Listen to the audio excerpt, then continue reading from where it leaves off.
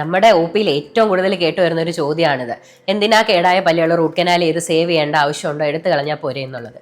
പക്ഷെ ശരിയായ രീതി അതല്ല. അതായത് നമ്മളൊരു പല്ല് എടുത്തു കളഞ്ഞു ചോദിച്ചോളൂ, അപ്പോൾ നമുക്ക് എന്താ സംഭവിക്കുന്നതെന്ന് അറിയാമോ?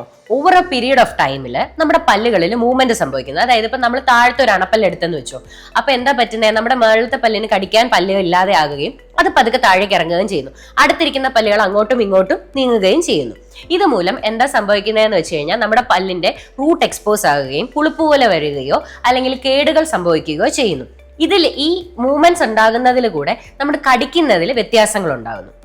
ഇതിന്റെയൊക്കെ ഫലമായിട്ട് നമ്മുടെ കടിക്കുന്നതിലെ വ്യത്യാസങ്ങൾ കൊണ്ട് നമ്മുടെ ജോയിന്റ്സിൽ പ്രശ്നങ്ങൾ ഉണ്ടാകുന്നു. ഇത് നമ്മുടെ ഒ പിയിൽ മിക്കവാറും പേഷ്യൻസ് വരിക, എൻ്റെ ഈ ജോയിന്റിന് വേദനയാ, അല്ലെങ്കിൽ നമ്മൾ കടിക്കുമ്പോൾ വേദനയാ, അല്ലെങ്കിൽ രാവിലെ എണീക്കുമ്പോൾ വേദനയാണെന്നൊക്കെ പറഞ്ഞിട്ടായിരിക്കും.